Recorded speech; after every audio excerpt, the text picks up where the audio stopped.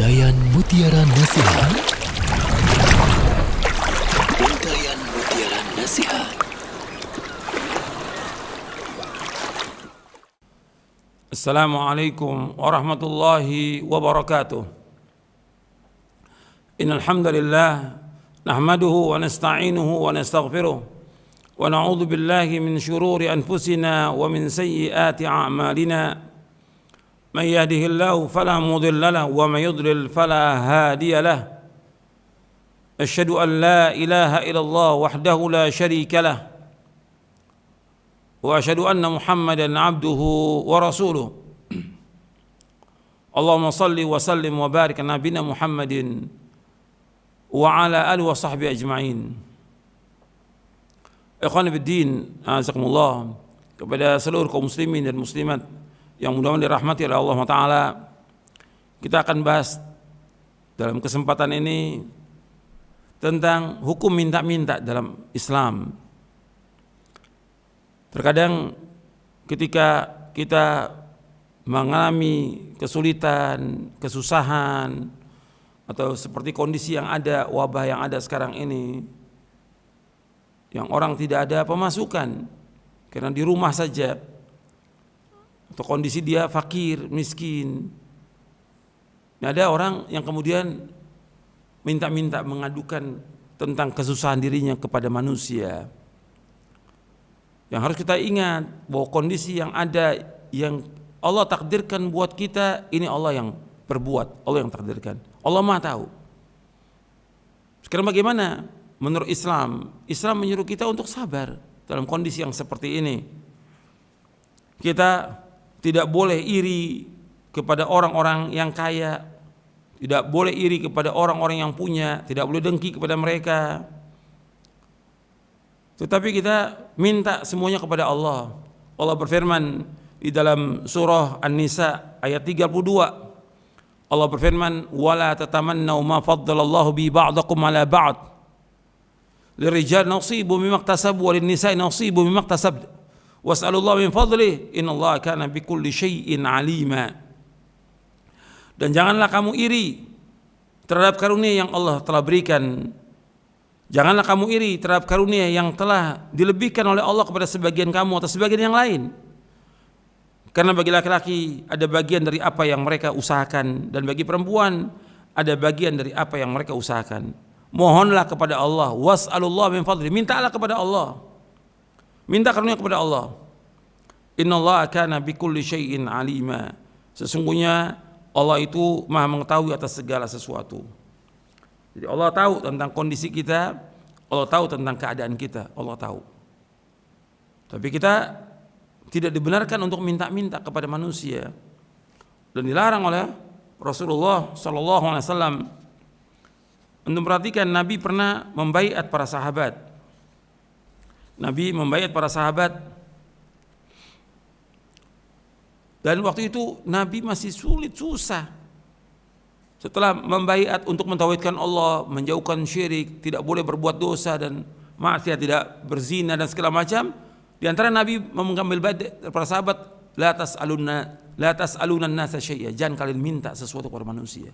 Ini baiat Nabi sesama kepada para sahabat. Ini kondisi mereka, kondisi susah, sulit, miskin, fakir. Tapi Nabi ingatkan, jangan kalian minta kepada manusia.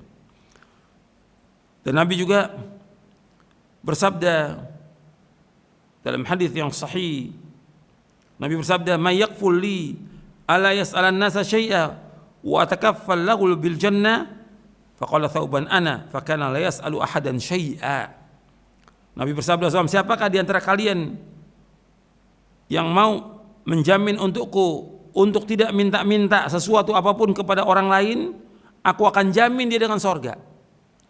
Siapa yang mau di antara kalian menjamin untukku untuk tidak minta-minta, artinya berjanji kepada aku untuk tidak minta, aku akan jamin dia masuk sorga. Maka Thauban berkata radhiyallahu an, saya Rasulullah.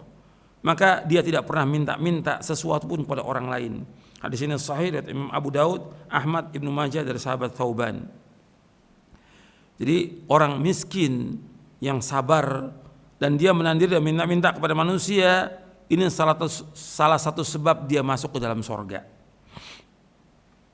Dan Nabi juga bersabda SAW, al-yadul ulya khairun min al sufla, wabda' biman ta'ul, wa khairu sadaqah an dhahri ghina, wa man yasta'fif yu'ifahu Allah, wa man yastaghni yughnihi Allah.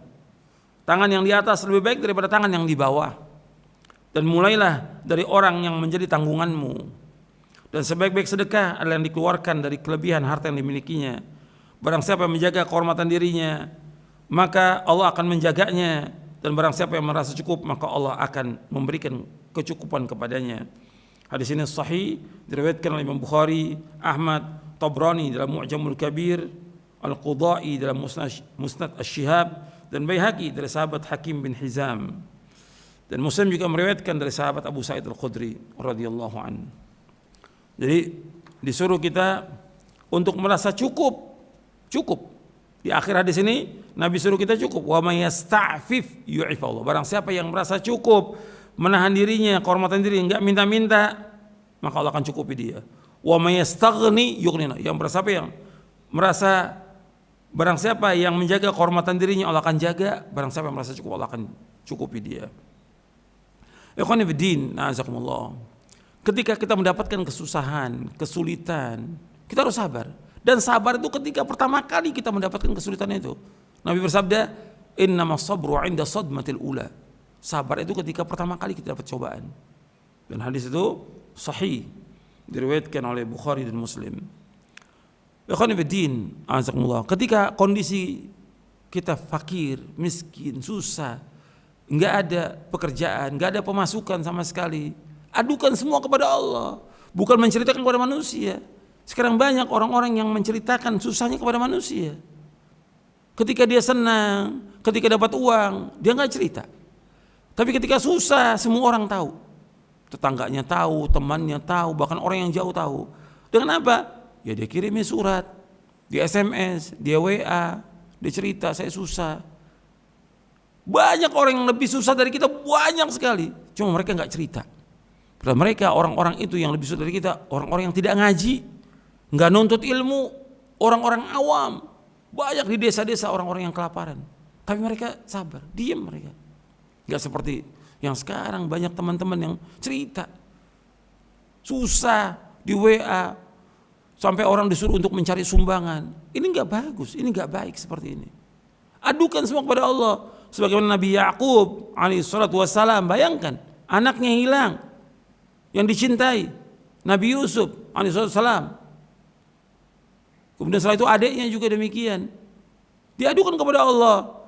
Sebagaimana Allah sebutkan dalam surah Yusuf ayat 86, in qala innama ashku bathi wa huzni ila Allah wa a'lamu minallahi ma la ta'lamun. Ya'qub alaihissalatu wassalam menjawab, hanya kepada Allah aku mengadukan kesusahan dan kesedihanku, dan aku mengetahui dari Allah apa yang tidak kalian ketahui. Adukan kepada Allah. Kan yang memberikan cobaan ini siapa? Allah. Kalau Allah yang memberikan cobaan, Allah sayang, Allah tahu nggak kepada kita? Tahu. Allah sayang nggak kepada kita? Allah sayang. Kenapa kita ceritakan kepada manusia yang tidak sayang kepada kita? Adukan kepada Allah yang Arhamur Rahimin, Maha Sayang dari semua yang penyayang. Ikhwan fillah, azakumullah. Kita tidak boleh minta-minta dalam Islam, kecuali kondisi yang sangat terpaksa. Nabi SAW menyebutkan dari Qabisah bin Mukhariq Al-Hilali radhiyallahu anhu, ia berkata, Rasulullah bersabda, ya Qabisah, innal mas'alata la tahilu illa li ahadi thalathatin, rajulin tahammala hamalatan fahallat lahu al-mas'alatu hatta yusibaha thumma yumsik, wa rajulin asabathu jaihatun ijtahat malahu fahalat lahu al-mas'alatu hatta yusiba qiwaman min 'aishin aw qala sidadan min 'aishin, wa rajulin asabathu faqatun hatta yaquma thalathatun min dhawil hija min qaumihi laqad asabat fulanan faqatun fahalat lahu al-mas'alatu hatta yusiba qiwaman min 'aishin aw qala sidadan min 'aishin fama siwahunna minal mas'alati qabisatu suhtan ya'kulu sahibuha suhtan. Kata Rasulullah SAW, wahai Qabisah, sesungguhnya meminta-minta itu tidak halal kecuali bagi salah satu dari 3 orang. Yang pertama, seorang yang menanggung hutang orang lain. Perhatikan, seorang yang menanggung hutang orang lain. ia boleh meminta-minta sampai ia melunasinya, kemudian berhenti. Yang kedua, seorang yang ditimpa musibah yang menghabiskan hartanya, ia boleh minta-minta sampai ia mendapatkan sandaran hidup. Dan yang ketiga, seorang yang ditimpa kesengsaraan hidup sehingga ada 3 orang yang berakal dari kaumnya mengatakan si fulan telah ditimpa kesengsaraan hidup, ia boleh meminta-minta sampai mendapatkan sandaran hidup.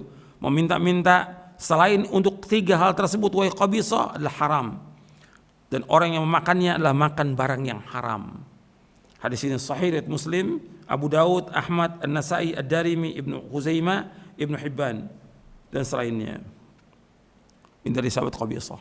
Nabi menyebutkan minta-minta itu tidak halal, berarti hukumnya haram, kecuali bagi 3 orang. Yang pertama, orang yang menanggung hutang orang lain. Contohnya umpamanya begini, ada orang muslim yang dia fakir, miskin, punya utang banyak.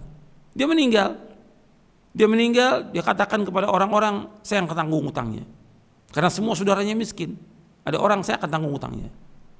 Kemudian orang-orang pada nagih kepada dia. Maka kondisi seperti ini bukan hutang dia, dia utang menanggung hutang orang lain. Boleh dia minta-minta. Kenapa? Untuk kepentingan orang banyak dia. Boleh seperti ini. Tapi kalau kita utang sendiri, nggak boleh kita minta-minta pada manusia. Kita harus menjual barang yang ada untuk membayar utang kita. Atau ada orang kaya memberikan zakat kepada dia. Yang kedua, orang ditimpa musibah, umpamanya kebakaran sehingga habis hartanya, atau kebanjiran semua hartanya, nggak ada yang dia punya. Kondisi seperti ini boleh terpaksa dia minta. Atau yang ketiga, dia miskin. Kondisi seperti yang ada orang-orang yang tiba-tiba jadi miskin. Tapi ini harus ada 3 saksi. Betul nggak dia miskin? Jadi ada 3 orang yang menyaksikan dia. Kalau orang cerita, saya lagi susah miskin, lihat dong kendaraannya, lihat rumahnya, lihat perkakasnya. Siapa yang menyaksikan dia orang miskin? Harus ada 3 orang, kata Nabi SAW menyebutkan di sini. Seorang timpa kesengsaraan hidup sehingga ada 3 orang yang berakal dari kaumnya yang mengatakan si fulan lagi sengsara hidupnya. Ada 3 orang. Bukan seperti sekarang, nggak ada yang menyaksikan dia tapi cerita kepada orang lain, minta sumbangan, minta duit. Nggak boleh dalam Islam seperti itu. Bahkan ada sebagian penuntut ilmu minta-minta. Bahkan ada sebagian dai lagi minta-minta. Nggak boleh dalam Islam. Antum sudah ngaji, antum tahu ini ujian, ini cobaan. Adukan kepada Allah. Allah yang paling sayang kepada kita dari semua makhluk yang ada di muka bumi ini. Allah pasti akan berikan kepada kita, pasti. Doa kepada Allah, doa. Allah akan kabulkan doa kita. Yakin. Yang lebih susah dari kita sangat banyak. Kecuali kondisi yang sangat nggak ada, barang yang dijual juga nggak ada, semua nggak ada harta sama sekali, fakir, terpaksa, itu terpaksa sudah, itu boleh. Karena antum perhatikan ya, berat ini masalah minta-minta ini berat, hukumannya berat di dunia dan di akhirat. Nabi bersabda SAW, man sa'ala min ghairi faqrin faka'annama ya'kul jamra. Barang siapa yang minta-minta kepada orang lain tanpa ada kebutuhan, maka seolah-olah ia makan bara api. Hadis ini sahih riwayat Imam Ahmad, Ibnu Khuzaimah dan Tabrani dalam Mu'jamul Kabir. Nabi juga bersabda SAW, man sa'ala an-nasa amwalahum takaththuran fa inna ma yas'alu jamran falyastaqil aw liyastakthir. Barang siapa meminta harta kepada orang lain untuk memperkaya diri, maka sungguh ia hanyalah meminta bara api. Maka silakan ia meminta sedikit atau banyak. Itu berarti kan minta-minta berarti kita minta bara api. Di tangan ini bara api yang kita masukkan ke mulut kita, bara api itu berat hukumannya. Rasulullah juga bersabda SAW, al-mas'alatu kaddun. Yang tadi, barang siapa yang minta harta kepada manusia untuk memperkaya diri, maka dia minta bara api. Ini hadisnya sahih riwayat Muslim, Ahmad, Ibnu Majah, Ibnu Abi Syaibah dalam kitabnya Al-Musannaf, Al-Baihaqi dalam sunannya, dan yang lainnya dari sahabat Abu Hurairah radhiyallahu anhu. Rasulullah SAW bersabda, al-mas'alatu kaddun yakudu biha ar-rajulu wajha illa yas'ala ar-rajulu sultanan aw fi amrin la budda min. Meminta-minta itu merupakan cakaran yang seorang mencakar wajahnya dengannya, kecuali jika seorang minta kepada penguasa atau satu hal atau perkara yang sangat perlu. Hadis ini sahih diriwayatkan oleh Imam Tirmidzi, Abu Daud, Nasa'i dalam Sunan Kubra dan Ahmad dan juga yang lainnya dari sahabat Samurah bin Jundub radhiyallahu anhu. Jadi Nabi menyebutkan bahwa minta-minta itu cakaran yang orang nanti akan mencakar wajahnya nanti di hari kiamat. Di hari kiamat orang yang minta-minta, kata Nabi, nggak ada wajahnya. La yazalun nas yas'alun nas, la yazalur rajulu yas'alun nas hatta ya'ti yaumal qiyamati wa laysa fi wajhi muzza'atu lahmin. Dalam hadis riwayat Bukhari, Nabi bersabda, senantiasa orang itu terus minta-minta kepada orang lain, maka nanti di hari kiamat nggak ada wajahnya, kerat dagingnya nggak ada, sudah tengkorak aja dia datang hari kiamat. Hadis sahih riwayat Bukhari. Jadi minta-minta ini hukumnya haram dalam Islam. Maka dikatakan oleh Syekhul Islam Ibnu Taimiyah rahimahullah yang wafat tahun 728 Hijriah, kata beliau, seorang hamba mesti mendapatkan rezeki dan ia membutuhkan rezeki. Apabila ia minta rezeki kepada Allah, maka ia menjadi hamba Allah dan butuh dia kepada Allah. Apabila ia minta kepada makhluk, maka ia menjadi hamba makhluk dan butuh kepada makhluk. Oleh karena itu, meminta-minta kepada makhluk hukum asalnya adalah haram. Dibolehkan oleh syariat dalam kondisi yang sangat darurat. Ini disebutkan oleh beliau dalam kitabnya Al-Ubudiyah. Masalah minta-minta hukum asalnya adalah haram. Dibolehkan minta-minta itu karena ada kebutuhan yang sangat mendesak dan darurat. Sesungguhnya meminta-minta pada hakikatnya adalah kezoliman. Yang pertama, kezoliman terhadap hak Allah, rububiyah Allah Azza wa Jalla. Yang kedua, kezoliman terhadap orang-orang yang diminta. Yang ketiga, kezoliman pada hak orang yang meminta. Untuk perhatikan ya, minta-minta itu 3 kezoliman. Yang pertama kali, kezoliman terhadap hak rububiyah Allah, disebabkan ia mengorbankan dirinya meminta dan menceritakan kefakirannya, kehinaannya kepada selain Allah. Semestinya ia hanya minta kepada Allah saja. Adapun ketika ia minta kepada selain Allah, berarti ia meletakkan permintaan bukan pada tempatnya, bukan kepada yang berhak. Inilah kezoliman. Anda perhatikan, yang pertama, perhatikan ya, yang menciptakan kita siapa? Allah. Yang memberikan rezeki siapa? Allah.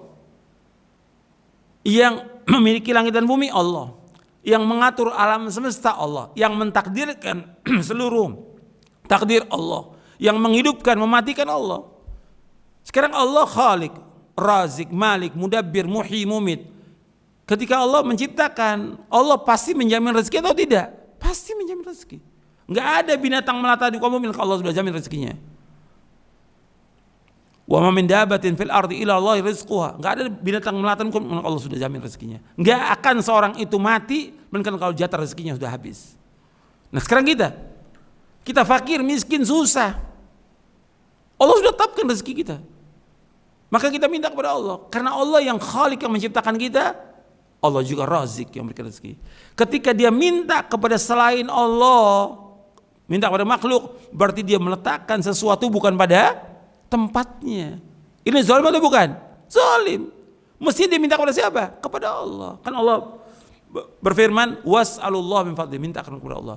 Dan Nabi SAW mengajarkan kepada sahabat Ibnu Abbas, masih remaja Ibnu Abbas, idza sa'alta fas'alillah wa idza sta'anta fasta'in billah. Apabila kau minta kepada Allah, apabila kau minta tolong hanya kepada Allah saja.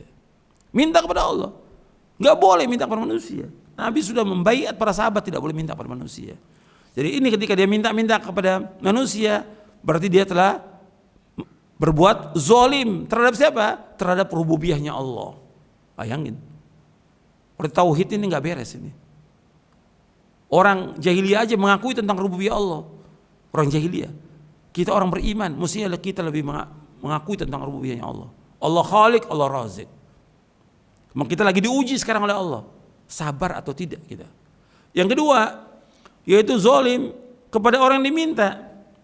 Kezaliman kepada orang minta, ia minta kepada orang yang kekayaannya tidak ada padanya. Dia menyusahkan orang lain untuk menaikkan apa yang dia minta. Dan jika ia berikan, ia beri dengan rasa tidak senang dan benci.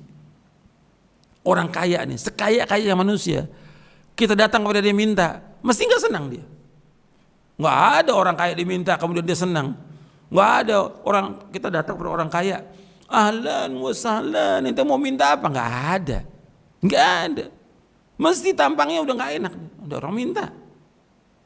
Itu semua orang kaya. Karena seluruh manusia ini fakir, butuh kepada Allah. Ya ayuhan nas, antumul fuqara ila Allah wallahu wal ghaniyul hamid. Wahai manusia, kalian fakir, butuh kepada Allah. Allah yang Maha Kaya dan Allah Maha Terpuji. Dalam surah Fatir ayat 15. Manusia ini semua fakir.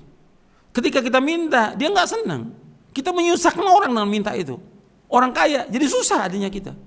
Ada yang SMS, minta sumbangan, datang ke rumahnya. Dia enggak senang diminta. Dan yang sayang banyak kaum muslimin, banyak teman-teman ini minta-minta kepada orang-orang. Dilihat dia orang kaya, mampu minta.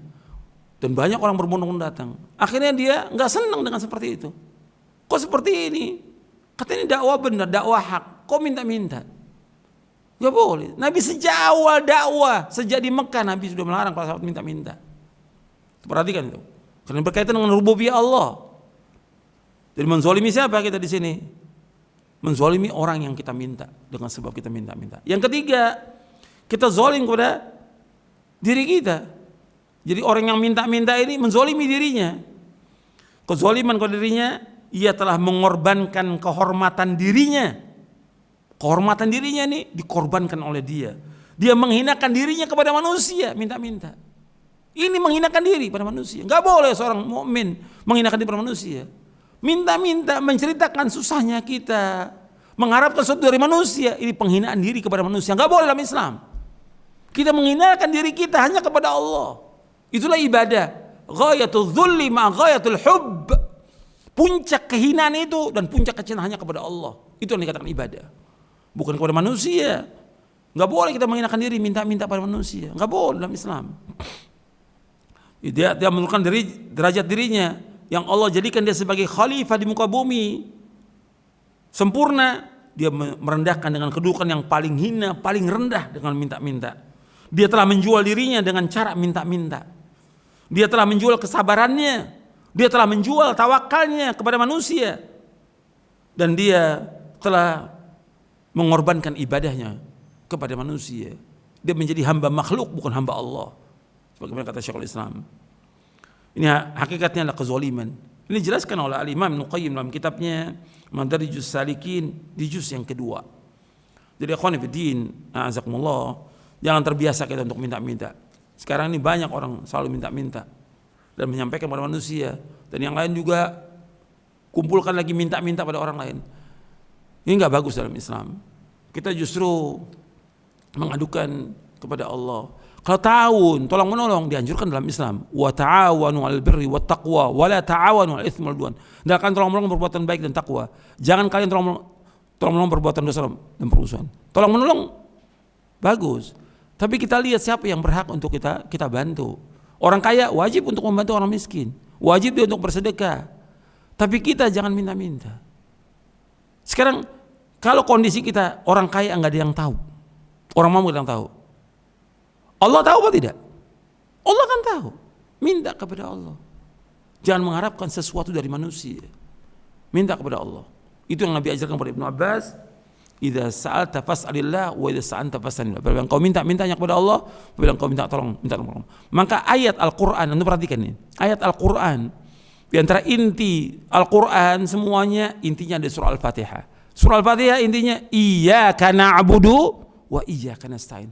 Hanya kepada Engkau saja ya Allah aku beribadah. Hanya kepada Engkau saja ya Allah aku minta tolong. Minta tolong kepada Allah ketika kita susah. Bukan cerita kepada manusia, bukan mengadu kepada manusia, bukan merengek-rengek nangis kepada manusia cerita. Ya enggak boleh dalam Islam. Jangan menghinakan diri pada manusia. Kita ini punya izzah, punya kehormatan. Kata Nabi SAW, wa'lam anna syarafal mu'min qiyamu bil lail wa izzahu istighna'u 'anil nas. Kata Nabi, ketahuilah kemuliaan seorang mukmin itu dia bangun tengah malam. Bangun dia sholat tahajud, minta kepada Allah. Kemudian kemuliaannya dia dengan tidak mengharap sesuatu dari manusia. Itu mulia dia. Dan kita jadi orang yang paling kaya, kata Nabi Muhammad SAW, dengan kita redho dengan apa yang rezeki Allah berikan. Paling kaya. Warda bima qasamallahu laka takun agnan nas. Hendaklah kamu redho dengan apa yang Allah berikan kepada kamu. Maka kamu jadi orang yang paling kaya di muka bumi ini. Kita harus pandai bersyukur atas semua nikmat Allah dan sabar atas musibah. Mudah-mudahan yang saya sampaikan bermanfaat untuk saya, untuk sekalian. Wassalamualaikum Muhammadin sallallahu alaihi wa ala alihi wasallam wa akhiru da'wana alhamdulillah rabbil alamin. Untayan mutiara nasihat.